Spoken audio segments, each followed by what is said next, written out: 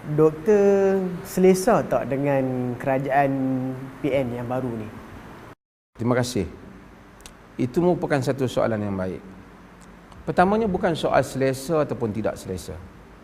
Jika saya inginkan sesuatu yang habuan, saya mungkin menerima beberapa tawaran yang telah ditawarkan kepada saya oleh mereka yang sekarang ini berada dalam kepimpinan kerajaan PN.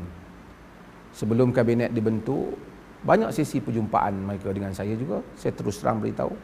Dan kerana mereka bertanya kepada saya beberapa pandangan. Dan juga ada tawaran daripada pihak mereka. Tapi saya tidak menerimanya. Kerana saya bukan menyokong kerana saya inginkan sesuatu. Saya bukan menyokong soal politik mereka. Tetapi saya adalah satu orang yang melalui suatu pengalaman. Apakah pengalaman itu? Pengalaman yang ialah antara suara yang semua rakyat Malaysia tahu, menyokong untuk ditukar kerajaan Barisan Nasional. Disebabkan kerana beberapa isu atau banyak isu-isu yang membabitkan soal ketelusan, soal rasuah dan seumpamanya. Dan saya lihat juga kerajaan itu terlalu lama dan perlu ditukar. Saya juga antara orang yang tidak percaya bahawasanya DAP jika sekiranya mendapat kedudukan, mereka mungkin akan menyebabkan keadaan umat Islam menjadi merasa tidak selesa dan umat Islam mungkin mengalami satu keadaan yang sukar. Tetapi apabila 22 bulan Pakatan Harapan memerintah, yang mana saya antara orang yang mendukung di peringkat awal, dan menteri-menteri sebagainya tahu, mereka berjumpa, dan sepanjang pemerintahan PH pun Tun beberapa kali juga ada bertemu juga dengan saya di pejabatnya, dan saya ada surat menyurat beliau memanggil saya ke pejabatnya. Tetapi saya lihat 22 bulan di dalam keresahan, saban hari isu berhubung dengan orang Islam dan umat Islam. Walaupun tidak keluar daripada mulut DAP itu secara terus, tetapi kewujudan DAP, dan saya juga percaya peranan Parti Amanah yang berada dalam kerajaan dan sebahagian PKR ataupun menyebabkan keberanian banyak pihak untuk mengeluarkan kenyataan-kenyataan yang begitu mengguris perasaan orang Islam, yang menimbulkan ketegangan antara umat Islam dan selain mereka. Saya adalah orang-orang yang terbuka. Saya tidak menyangka hal itu. Boleh tanya ramai pada pemimpin DAP, mereka ada sesi perjumpaan dengan saya sebelum daripada mereka membentuk kerajaan bertahun-tahun sebelum itu.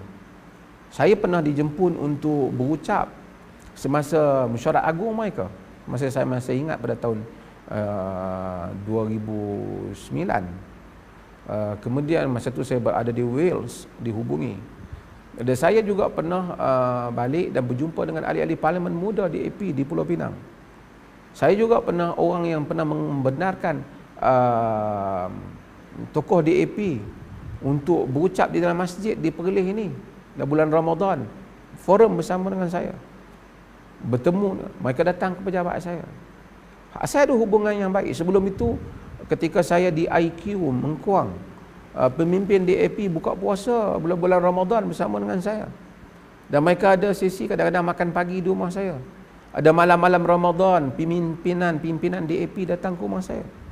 Maka saya mempunyai sangkaan yang sangat positif pada DAP. Tetapi apabila 22 bulan, saya melihat kenyataan demi kenyataan, bermula daripada Ramasamy dan selainnya, sangat-sangat mengguris perasaan. Seolah-olah tidak ada dalam pemikiran mereka ini melainkan agenda untuk menimbulkan ketegangan dengan umat Islam, sama ada secara langsung ataupun tidak langsung daripada mulut pemimpin DAP dan rakyat yang mana menyokong hal itu. Golongan yang dikatakan dinamakan dengan liberal melampau itu menjadi-jadi. 22 bulan namanya kita mendengar hal ini, daripada isu-isu biasa hingga pada isu bahasa, sehingga isu tulisan Jawi yang tidaklah isu sebenarnya menjadi isu kepada rakyat negara ini.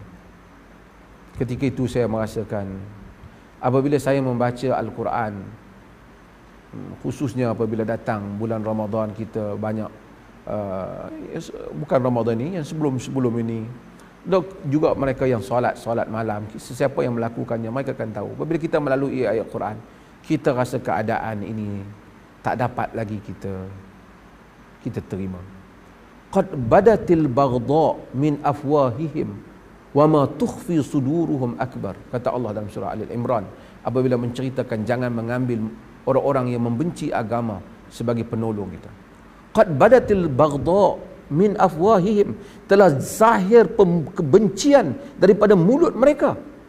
Wa ma tukhfi suduruhum akbar, apa yang mereka simpan dalam dada mereka lebih besar. Itu Quran ingatkan kepada kita. Saya apabila melalui ayat itu saya rasa sudah cukup.